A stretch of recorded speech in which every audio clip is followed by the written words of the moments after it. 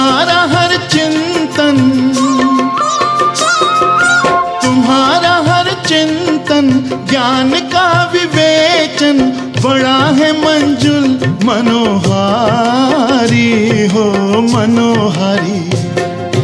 प्यारे बाबा मीठे मीठे बाबा, तुम्हारी मुरली हमें लगे बड़ी प्यारी प्यारी हो चमत्कारी।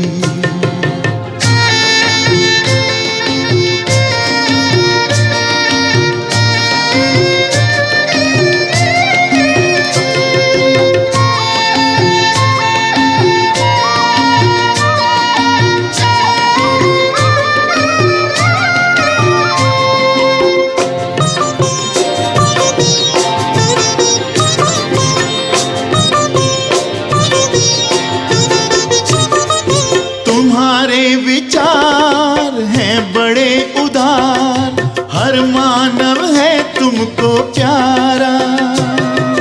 तुम्हारे विचार है बड़े उदार, हर मानव है तुमको प्यारा। जगत के इंसान फिर बने महान, एक यही लक्ष्य है तुम्हारा। जगत के इंसान फिर बने महान, एक यही लक्ष्य है तुम्हारा। हे ज्ञान सागर, हे ज्ञान सागर, तुम पे जग निछावर, हम भी हैं तुम पर बलिहारी हो बलिहारी। प्यारे बाबा मीठे मीठे बाबा, तुम्हारी मुरली हमें लगे बड़ी प्यारी प्यारी हो चमत्कारी। प्यारे बाबा मीठे मीठे बाबा, तुम्हारी मुरली हमें लगे बड़ी प्यारी प्यारी हो चमत्कारी। प्यारे बाबा मीठे बाबा, प्यारे बाबा मीठे बाबा, प्यारे बाबा।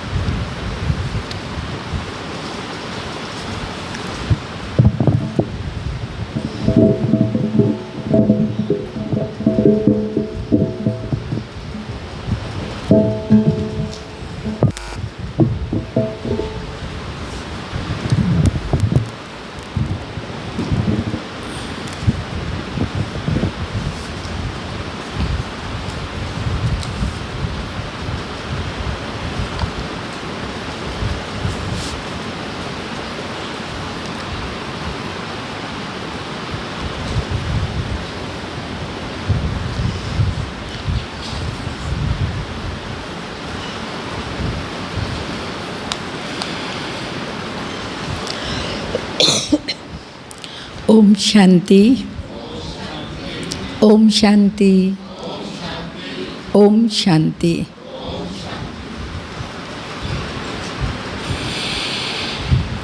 कल्याणकारी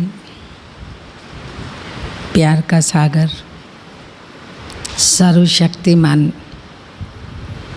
ऑलमाइटी अथॉरिटी, प्राणेश्वर शिव बाबा रोज बच्चों को अनेक प्रकार की शिक्षाएं देते हैं, सावधान करते हैं, साथ साथ प्यार से बच्चों को समझाते भी हैं। बाबा ने आज कहा है, तुम राजयोगी हो, राज ऋषि हो। राज अर्थात कर्म इंद्रियों पर राज्य करने वाले, ऋषि अर्थात वैराग वृत्ति वाले। इस सारी पुरानी दुनिया से वैराग रखना, घर परिवार में रहना, सब कुछ संभालते हुए करते हुए भी एक बाबा को याद करना। साथ साथ बाबा ने कहा, बच्चे ये संगम युग है, जबकि तुम बच्चे विश्व कल्याणकारी बने हो, बाप की प्रत्यक्षता करने के निमित्त बने हो। इसलिए कोई भी ऐसा कर्म ना करें जिससे ये ब्राह्मण कुल कलंकित हो, बाप का नाम बदनाम हो, तुम्हें सजाएं खानी पड़े और सतयुग में पद भी भ्रष्ट हो जाए। इसलिए कर्मों पर पूरा अटेंशन देना है। बाबा टीचर है, रोज़ बच्चों को पढ़ाता है। जितना हम इस पढ़ाई पर ध्यान देंगे, अटेंशन देंगे, उतना ही हमारे कर्म श्रेष्ठ बनते जाएंगे, पावन बनते जाएंगे, दिव्य बनते जाएंगे, अलौकिक बनते जाएंगे। तो सुनते हैं 19 तारीख के बाबा के साकार अनमोल धारणा युक्त महावाक्य। मीठे बच्चे, तुम सच्चे सच्चे राज ऋषि, राजयोगी हो। तुम्हें राजाई के लिए पवित्र जरूर बनना है। क्वेश्चन, कौन सा अटेंशन राजाई के लायक बना देता है? कौन सा अटेंशन राजाई के लायक बना देता है? आंसर, अगर पढ़ाई पर पूरा अटेंशन है तो राजाई मिल जाती है। बाप जो सुनाते हैं उसे अच्छी रीति सुनकर धारण करो। बाप ने सुनाया और बच्चों ने सुना तो राजाई मिल जाएगी। अगर सुनते समय उबासी देते व झुटका खाते, बुद्धि भटकती तो राजाई गंवा देते। उबासी खाते, झुटका खाते या फिर बुद्धि भटकती तो राजाई गंवा देते हैं। इसलिए पढ़ाई पर पूरा अटेंशन दो। गीत के बोल हैं, हमें उन राहों पर चलना है जहाँ चढ़ना ही चढ़ना है, गिरना और संभलना नहीं है, पर चढ़ना ही चढ़ना है। ओम शांति। रूहानी बाप रूहानी बच्चों प्रति समझा रहे हैं।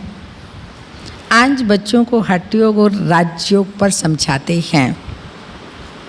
रूहानी बच्चों को मालूम है वह जो सिखलाते हैं सब हठ योग, क्योंकि वह हैं कर्म सन्यासी। वास्तव में गृहस्थियों को हठ योग कर्म सन्यास सीखना नहीं है, वह तो है ही निवृत्ति मार्ग, वह धर्म ही अलग है। तुम्हारा देवी देवता धर्म है। जिन देवी देवताओं ने राजयोग से ही राज्य पाया है। अभी तुम कौन हो? राज ऋषि हो। ऋषि उन्हें कहा जाता है जो पवित्र रहते हैं। तुम अभी पवित्र हो। अगर पवित्र ना रहें तो उनको ऋषि कहा नहीं जाता। तुम राजाई पाने के लिए पवित्र बनते हो, वह कोई राजाई पाने के लिए पवित्र नहीं बनते। महात्मा सन्यासी आदि घर बार छोड़ते हैं, उन्हें राजाई का शौक व इच्छा नहीं होती, वो तो सुख को कागविष्टा के समान कह देते हैं। तो राजाई की इच्छा नहीं। तुम जानते हो कि पवित्र दुनिया में हमको पवित्र राजाई थी, जो फिर से हम वह राजाई राज्यों के द्वारा ले रहे हैं। भारत में ही 5000 वर्ष पहले देवी देवताओं का पूज्य प्रवृत्ति मार्ग था। अभी पुजारी पतित बन पड़े हैं। पतित कैसे बने हैं? 84 जन्मों का हिसाब है ना। बाप जो सहज राजयोग सिखला रहे हैं वही तुमको 84 जन्मों का हिसाब बताते हैं। दूसरे धर्म को संन्यास धर्म वाले क्या जाने, तो यह है आपका अर्थात देवी देवताओं का प्राचीन धर्म। वह है पीछे वाला धर्म जो पास्ट हो गए हैं, उनको सन्यासी समझ ना सके। तुम जानते हो हठ योग अनेक प्रकार के हैं, फिजिकली क्रियाएं अनेक प्रकार की हैं। द्वापर से भक्ति मार्ग के साथ हठ योग भी शुरू होता है। अभी फिर है आपका वो हठ योग है और आपका है राजयोग। वह हठ योग जन्म बाई जन्म सीखते आए हैं। राजयोग तुम एक ही बार सीखते हो, एक ही बार माना कल्प में एक ही बार संगम युग पर राजयोग सीखते हैं। जो अभी सीख रहे हैं उनको जन्म बाई जन्म पुनर्जन्म लेकर हठ योग ही सीखना है। तुमको राजयोग सीखने के लिए पुनर्जन्म लेना पड़ता है। पुनर्जन्म नहीं लेना पड़ता, इसी जन्म में राजयोग सीखते हैं और वह लोग जन्म बाई जन्म हठ योग सीखते आए हैं। यह राजयोग तुम सिर्फ संगम पर ही सीखते हो। राजाई मिल गई, स्वर्ग आ गया, फिर और सब धर्म खत्म हो जाते हैं। तुम राज ऋषि हो। बार बार बाबा स्मृति दिला रहे हैं कि तुम हो राज ऋषि। राधे कृष्ण भी पवित्र है ना। कृष्ण को भी महात्मा कहते हैं। पवित्र है, छोटा बच्चा है, इसलिए कृष्ण को महात्मा कहते हैं। महात्मा पवित्र होते हैं। तुम भी अभी महात्मा व कौन हो? राज ऋषि हो। महात्मा अर्थात पवित्र महान आत्मा। यह बातें कोई शास्त्रों में नहीं लिखी हैं। शास्त्र तो बाद में बनते हैं। कहानियों मिसल बैठ लिखते रहते हैं। जो पास्ट हो जाता है वह बैठ खेल बनाते हैं। सच्चा तो है ही नहीं। अब बाप बच्चों को प्रैक्टिकल में पढ़ाते हैं। उनकी फिर हिस्ट्री बनाई है। यादव कौरव पांडव थे तो जरूर संगम पर ही होंगे। संगम युग की हिस्ट्री बैठ बनाई है। त्योहार भी जो आज भक्ति मार्ग में जितने भी पूरा वर्ष त्योहार मनाते हैं वो त्योहार भी क्या हैं? संगम युग के ही हैं। जो भी यहाँ ब्राह्मण बच्चे कर्म करते हैं वो फिर भक्ति मार्ग में यादगार अर्थात त्योहार बन जाते हैं। राखी बंधन भी पवित्रता पर है। आप जीवन भर जब तक पढ़ाई पढ़ते हो, बाबा के साथ हो, सत्युग नहीं आ जाता तो पवित्र रहते हैं। भक्ति मार्ग में फिर बहन भाई का ये पवित्र रिश्ता, बहन भाई को राखी बांधती है। उनके पीछे फिर उनका यादगार चलता है। यहाँ बाप भी सभी को पवित्र बनाए प्रतिज्ञा कराते हैं कि हम मनसा वाचा कर्मणा संबंध संपर्क व्यवहार सब में पवित्र रहेंगे। सिख लोग कंगन पहनते हैं, वह भी पवित्रता की निशानी है, लेकिन वो लोग पवित्र रहते थोड़ी हैं, केवल कंगन पहनते हैं। हिंदू लोग पवित्रता की निशानी क्या पहनते हैं? जनेऊ पहनते हैं, वह भी पवित्रता की निशानी है, परंतु पवित्र रहते नहीं हैं। राखी बंधवाते हैं, अर्थ थोड़ी समझते हैं। बहन भाई का तो पवित्र रिश्ता है ही, पर कभी भी बहन भाई को ये नहीं कहती मैं इसलिए राखी बांधती हूँ कि तुम पवित्र रहना, मेरी रक्षा करना, बस। अब रक्षा भी करे या ना करे परंतु पवित्र तो रहता ही नहीं। यहाँ पर ब्रह्मा कुमारी बहनें राखी बांधती हैं इसलिए, क्यों कि पवित्र रहने की प्रतिज्ञा शिव बाबा से करो, बहनों से नहीं। हर ब्राह्मण आत्मा वो भाई है या बहन है बाबा से प्रतिज्ञा करते हैं, बाबा जब तक मैं स्वर्ग की स्थापना के जो निमित्त बनी हूँ वो स्वर्ग नहीं आ जाता तब तक पवित्र रहूँगी या रहूँगा। तो हिंदू लोग जनेऊ पहनते हैं, वह भी पवित्रता की निशानी है, परंतु पवित्र रहते नहीं हैं, राखी बंधवाते हैं, अर्थ थोड़ी समझते हैं। आगे ब्राह्मण लोग राखी बांधते थे अपने जजमानों को, एक कच्चे धागे की जिसको मोली कहा करते थे, सिर्फ वो बांधते थे। बहनों ने तो कभी भाइयों को राखी बांधी ही नहीं, ये तो अभी एक फैशन बन गया है।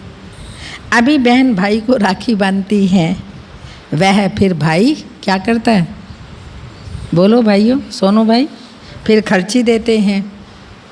यह सब अभी फैशन पड़ा है। कल कहीं हम प्रोग्राम में गए, काफ़ी बड़ी सभा थी, पूछा उनसे, मैंने कहा सब बताओ खर्ची लेकर के आए हो, एक एक से। हाँ, मैंने कहा हाथ खड़ा करो, तो नहीं किया। तो फिर मैंने कहा एक कोई भी आकर के बताओ कि आप यहाँ खर्ची लेकर के आए हो तभी तो राखी बंधवाओगे या लोगे, अभी तो बांधते नहीं हैं, हाथ में राखी दे देते हैं। एक भाई उठा, अच्छा भाई था, मैं समझती हूँ शायद वो काउंसलर था या वो वहाँ का कुछ अच्छा था, उठा माइक दिया उसको, कहते हैं बहन जी मैं 1100 रुपये लेकर के आया हूँ। मैंने कहा बैठ जाओ, बहुत अच्छा। मैंने कहा कोई और खड़ा होइए, बताइए कि आप खर्ची लेकर के आई हैं। तो एक भाई ने बताया, हाँ बहन जी, जो मेरे अंदर कमियां हैं वो थोड़ा ज्ञानी था, कमियां हैं कमजोरियां हैं वो बाबा को दूंगा, भगवान जी को दूंगा। मैंने कहा बैठ जाओ। फिर तीसरी एक माता उठी कि बाबा जो राखी बांधते हैं, जैसे ही हमारा ये ईश्वरीय जन्म हुआ, लौकिक जन्म हुआ, बाबा ने राखी बांधी, वो तो हमें बंध ही गई। और ये सत्य है, बाबा ने तो जन्मते ही योगी भव पवित्र भव का वरदान दे दिया। लेकिन ये जो बाबा मर्यादाओं का कंगन बांधते हैं, चलते चलते ढीला हो जाता है, अलबेले बन जाते हैं, लापरवाह हो जाते हैं, सुस्ती आ जाती है, तो हर वर्ष बाबा इनको बहनों के द्वारा टाइट कराता है, इसलिए राखी बांधते हैं। और फिर हम बाबा को अब कमियां हम खर्ची में दे रहे हैं, विकार खर्ची में दे रहे हैं, ये खर्ची में, ये तो ठीक है, अभी तक दिए नहीं क्या, 10 साल हो गए, 15 साल हो गए, 20 साल हो गए, 25 साल हो गए। अब तो हमें ये खर्ची देनी है बाबा को कि बाबा हमें ब्राह्मण सो फरिश्ता बनना ही है, संपन्न बनना ही है, संपूर्ण बनना ही है, अच्छा बन करके, क्योंकि गिफ्ट तो अच्छी दी जाती है ना, तो ऐसी वैसी थोड़ी दी जाती है, बार बार कमियां दो, कमजोरियां दो, नहीं। बाबा मैं बाप समान यानी आप समान अच्छा बन करके दिखाऊंगा, ये खर्ची देनी है। तो बाबा बता रही हैं अभी तो ये एक फैशन बन पड़ा है, वास्तव में यह है पवित्रता की बात। बाप कहते हैं बच्चे, काम महाशत्रु है। वह ब्राह्मण लोग कोई ऐसे नहीं समझाते हैं। अभी बेहद का बाप कहते हैं बच्चे प्रतिज्ञा करो, हम पवित्र बनेंगे, कभी भी विकार में नहीं जाएंगे। बुलाते भी इसलिए हैं, आओ आकर के पतितों को पावन बनाओ। परमात्मा को पुकारते तो ऐसे ही है ना, हे पतित पावन आओ। सत्युग त्रेता में कोई नहीं बुलाते हैं, वह है ही राम राज्य और यह है रावण राज्य। राम राज्य में 5 विकार होते ही नहीं हैं। यथा राजा रानी तथा प्रजा सब सुखी होते हैं। अभी तुम बच्चे जानते हो, हम बाबा से स्वर्ग की बादशाही ले रहे हैं। इस नरक से जाना जरूर है। बाबा आया है पावन बनाकर स्वर्ग में ले जाने। फिर तो हम क्यों नहीं पावन बने? अगर स्वर्ग में जाना है तो जरूर पवित्र पावन बनना ही होगा। उन्हों के हठ योग तो अनेक प्रकार के हैं। जयपुर के म्यूजियम में जाकर देखो। देखा है? किस किस ने जयपुर का म्यूजियम देखा? बस आप तो जयपुर में रहते हो। बलबीर भाई ने देखा, 3-4 ने देखा। कितनी वैरायटी हठ योगियों की है। 108 प्रकार की वैरायटी है। उनसे होता कुछ भी नहीं है। फिजिकल एक्सरसाइज है, तंदुरुस्ती मिलती है, बाकी मन तो वैसा का वैसा ही रहता है। सीढ़ी नीचे उतरते ही जाते हैं। बाप ने समझाया है, भारत जब पतित बनता है, रावण का राज्य होता है, तो धरनी भी हिलने लगती है। पाप बढ़ जाता है तो धरती भी हिलती है। सोने के महल आदि सब नीचे चले जाते हैं। महलों आदि को कोई लूटता थोड़ी है, वह तो सिर्फ मंदिरों को लूटा है। मोहम्मद गजनबी ने सोमनाथ का मंदिर जो हीरे जवाहरात से बना हुआ था, 16, 17, 18 बार किया। मंदिरों को लूटा। बाबा ने कहा मकान आदि महल नहीं लूटते हैं। कुछ जेवर सोना आदि ले गए। जेवरों का सबसे ज़्यादा शौक़ किसको है? यहाँ पर जेवर पहनने का शौक़ किस किस को है? हाथ खड़ा करो, जिसको है मिलेगा, बाबा दे देगा। किस किस को है? ये बहन जी को है, आपको भी है। पहना हुआ तो कुछ भी नहीं है, क्योंकि हम सतयुग में इतने हीरे जवाहरात के महल तो थे, पर सोना पहनने में भी कितना था। पहले की लेडीज़ तो सारा दिन पहन के रखा करती थी, ऐसे ही करती थी ना। आप नहीं पहनते हैं, कारण कान कटवाना पड़े, हाथ कटवाना पड़े, नाक कटवाना पड़े, कोई भी काट के ले जाएगा, छीन के ले जाएगा, इसलिए पहनते नहीं हैं। बैंकों में ही पड़े हैं और वहीं पड़े रह जाएंगे, क्योंकि लास्ट में ये बैंक आदि भी तो कुछ नहीं रहेंगे। तो बाबा ने कहा तुमको शौक़ है, तुम स्वर्ग में आते हो, जेवर पहनते हो और राज्य करते हो। देखो सामने जरा लक्ष्मी ने कितने ढेर सारे जेवर पहने हुए हैं। और धर्म वाले आते ही राज्य नहीं करते हैं। तुम बेहद के बाप से स्वर्ग की बादशाही लेते हो। तो यह बाप बैठ समझाते हैं, गीता पढ़ कर के नहीं सुनाते, गीता का ज्ञान देते हैं। जो बाद में गीता शास्त्र बनता है, बाबा कोई पढ़ कर के नहीं सुनाता है। गीता में जो कुछ लिखा है वो सब मैंने कहा नहीं, उल्टा सीधा लिखा है ना, उसमें तो सब बाबा ने नहीं कहा। वह तो मनुष्यों ने मेरे महावाक्यों को बाद में बैठ शास्त्र बनाया है। हमने जो तुमको सुनाया वह तुमने ही सुना और फिर जा कर के राजाई की। वहाँ ये ज्ञान नहीं रहता। सतयुग में प्रारब्ध होती है मगर ज्ञान नहीं रहता। हमने यहाँ तो बाप बैठ टीचर बन बैठ शिक्षा देते हैं।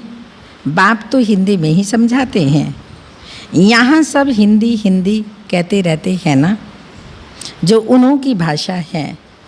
वास्तव में प्राचीन भाषा हिंदी ही है, ना कि संस्कृत। यह संस्कृत तो शंकराचार्य के बाद में निकली है। जो आते हैं वह अपनी भाषा चलाते हैं, बाकी ऐसे नहीं। बाबा ने संस्कृत में कोई गीता सुनाई है? नहीं। गुरु नानक का अपना ग्रंथ है, उसने सिख धर्म स्थापन किया। उनको भी अवतार मानते हैं। उसमें राजाई भी होते हैं, सन्यासियों में राजाई नहीं है। तो बाबा ने समझाया है, बुद्ध क्राइस्ट आदि पहले गृहस्थी आत्मा थे।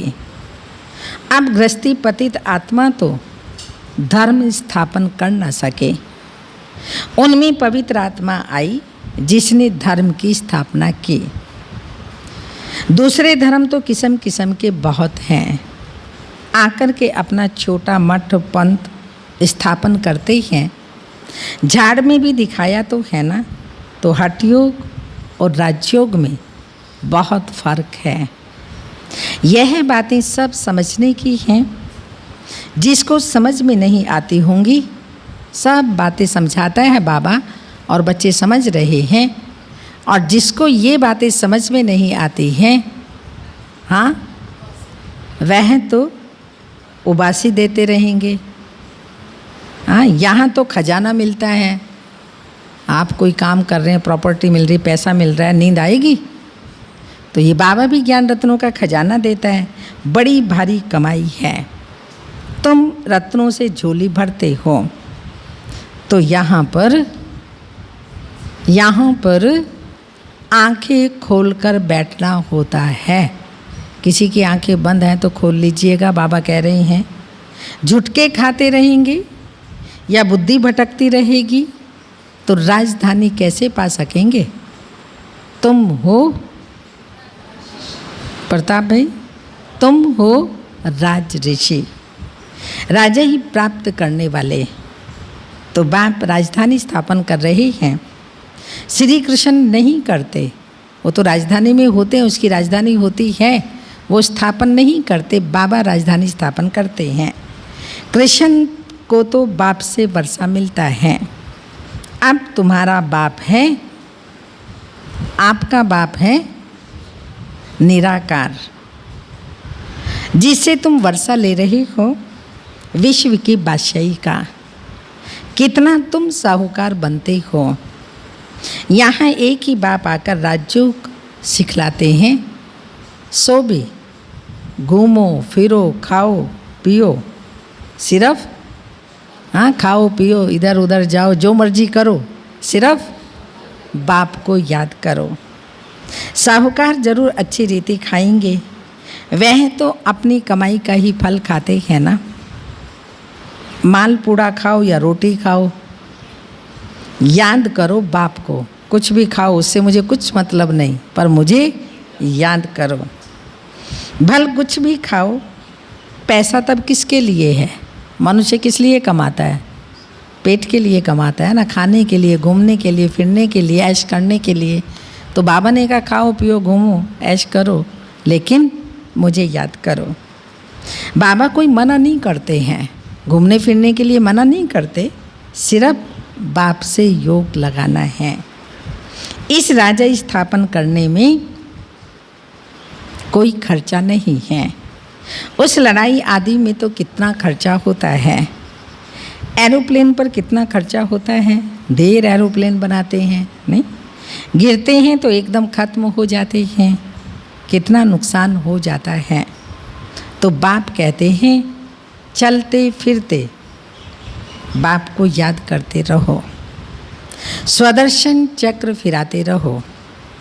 हमने 84 जन्म पूरे किए, अब चले, हाँ 84 जन्म पूरे हुए, अब चले अपने वतन की ओर। घर जाकर फिर हम आएंगे, कहाँ पर आएंगे? घर जाकर फिर हम आएंगे राजाई करने। तुम एक्टर्स हो ना, वह बाइस्कोप तो 2-2.5 घंटा चलता है, और यह 5000 वर्ष का नाटक है जो चलता रहता है। इनको मनुष्य ही जान सकते हैं। ये दुनिया है, दुनिया क्या है? ये वर्तमान समय कांटों का जंगल, बड़ी ते बड़ा कांटा है विकार का, जो आदि मध्य अंत दुख देते हैं। दूसरे नंबर का कांटा है, धीरे से बोल रहे हो, क्रोध। उनकी निशानी क्या है? क्रोध की जबरदस्त क्रोध आता है, उसकी निशानी है महाभारत लड़ाई। देखो, कोई बात में गुस्सा आया तो झट बम शुरू कर देंगे। अभी तो ऐसे ऐसे बम्स बनाए हैं जो बात मत पूछो। हाँ, सब बम्स बना रहे हैं, कोई शोकेस में रखने के लिए शोपीस तो नहीं है, जो चीज़ बनाई है इस्तेमाल भी ज़रूर होगी। तो बाबा कहते हैं इतने सब बम्स बनाते हैं जो बात मत पूछो। सतयुग में कोई लड़ाई आदि होती नहीं, संगम पर ही यह महाभारत लड़ाई दिखाई है। दूसरे कोई शास्त्र में लड़ाई की बात ही नहीं है। वहाँ तो सारे विश्व में तुम मालिक रहते हो, लड़ाई की बात हो न सके। शास्त्रों में असुरों और देवताओं की लड़ाई दिखाई है। लड़े थे क्या असुर और देवताएं? यहाँ कलयुग में भी माता पिता अगर बच्चे लड़ते हैं, शांत कराते हैं, उनको सिखाते हैं, लड़ते नहीं हैं, आपस में प्यार से रहते हैं, प्रेम से रहते हैं। और महाभारत में श्री कृष्ण ने लड़ाई सबको सिखाई। तो बाबा कहते ऐसे होता है क्या? बाबा कहते नहीं। परंतु देवताएं हैं ही अहिंसक, देवताएं आपस में लड़ेंगे थोड़ी। तुम योग बल से विश्व के मालिक बनते हो। यहाँ पर है ही साइलेंस बल, शांति से बैठना, शांति से हर कोई भी बात का समाधान करना। कोई भी दो व्यक्ति आपस में लड़े झगड़ा करे, बाबा क्या कहता है? शांत रहो। संसार में भी कहावत है, एक चुप सो सुख।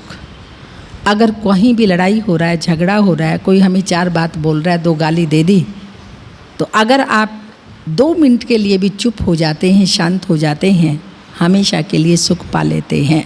इसलिए कहावत है, एक चुप सो सुख।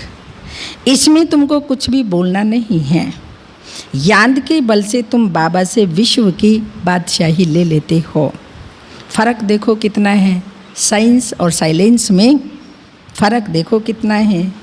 साइंस बल से विनाश होता है, उसी साइंस से फिर सत्युग का तुम सुख भी देखेंगे। साइंस से इन्वेंशन करते हैं, वह तो सुख के लिए करते हैं, यह भी आकर कुछ ज्ञान लेंगे, क्योंकि साइंस सत्युग में भी काम आएगी।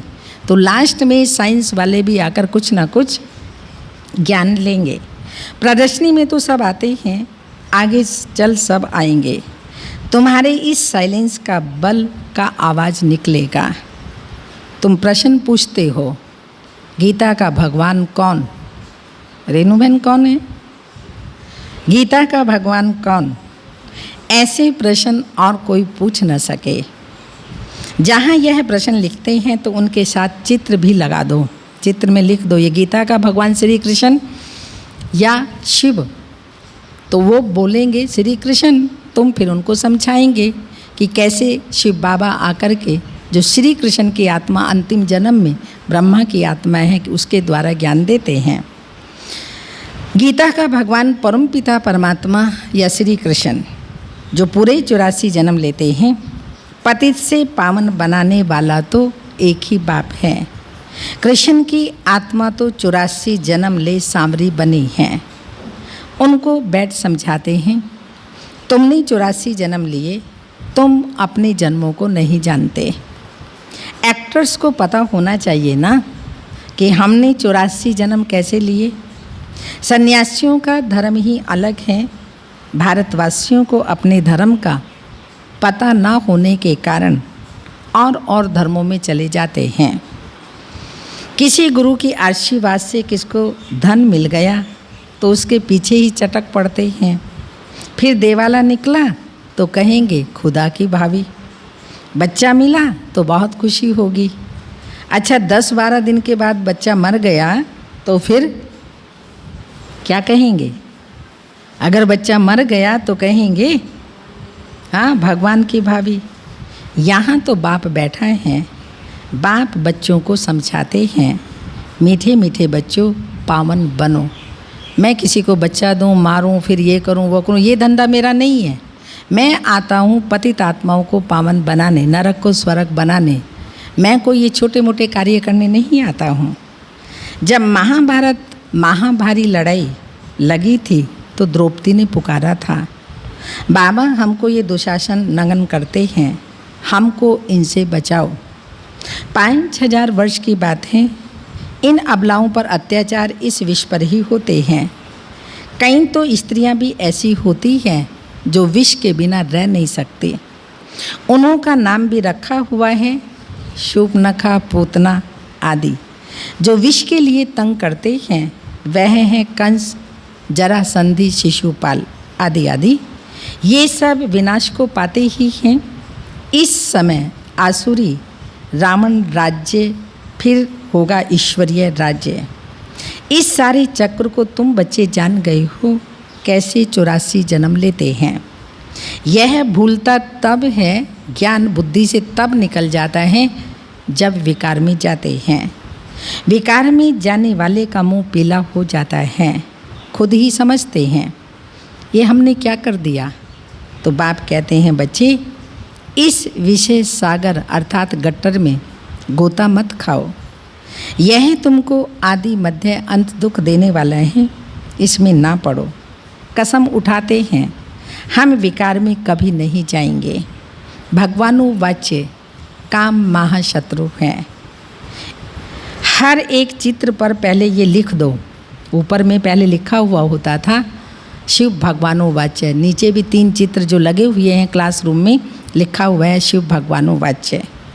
ज्ञान सागर पतित पावन गीता ज्ञान दाता शिव भगवानुवाच्य, ऐसे हर चित्र पर लिखा जाए तो फिर कृष्ण का नाम उड़ जाए। हमको गीता का भगवान बैठ बतलाते हैं, वही हमको ज्ञान भी देते हैं।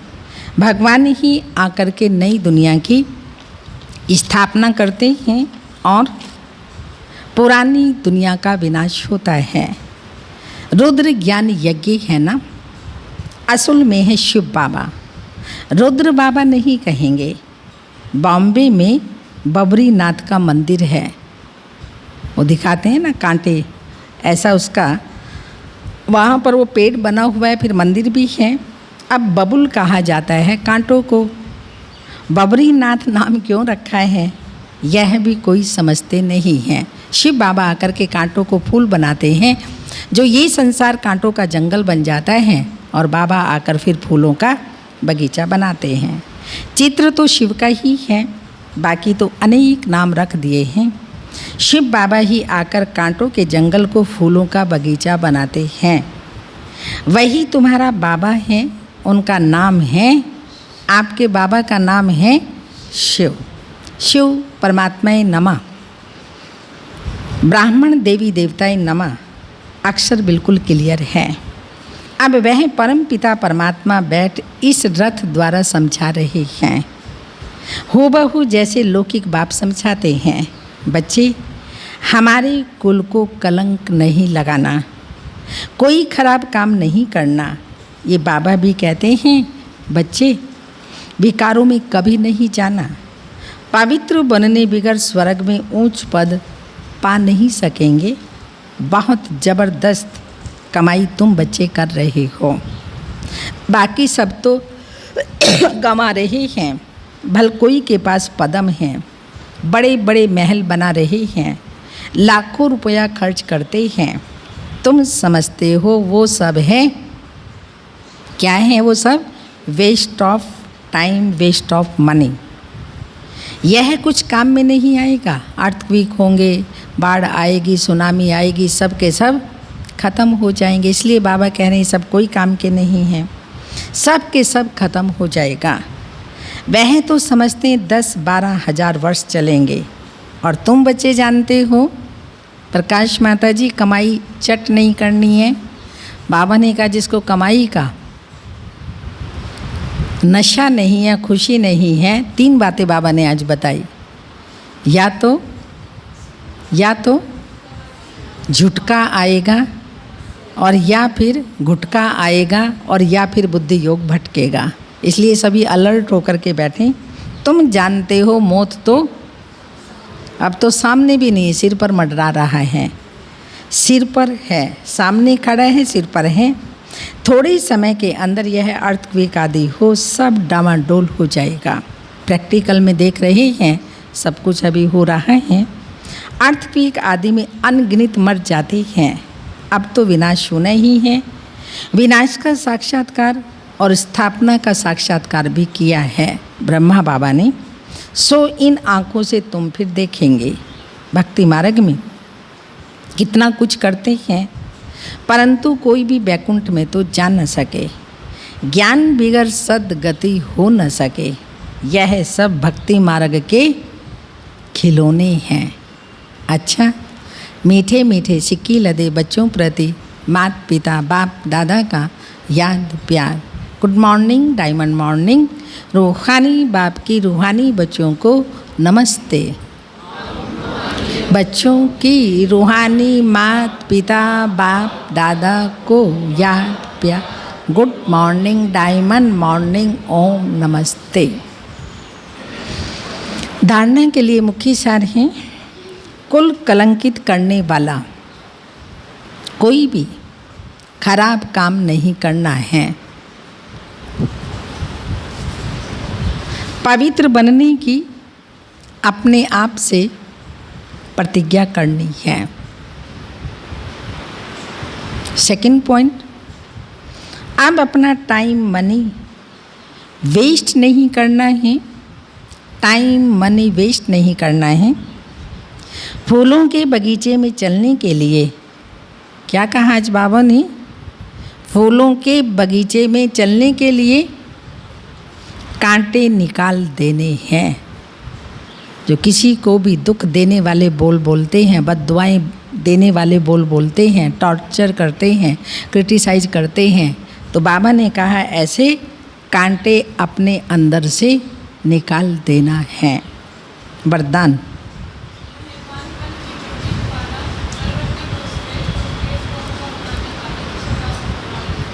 Thank you. स्पष्टीकरण,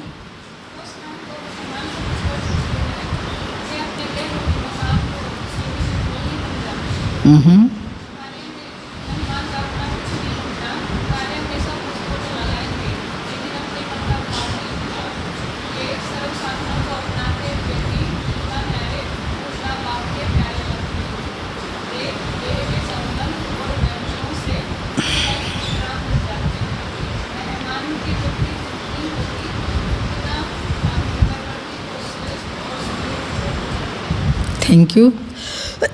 आज का वरदान, पहले आप जब गाड़ी के इंतज़ार में खड़े हैं उसमें पहले आप नहीं करना है, पर और सब कार्य में पहले आप के पाठ द्वारा राज ऋषि बनने वाले चतुर सुजान भाव। पहले आपके पाठ द्वारा ताजधारी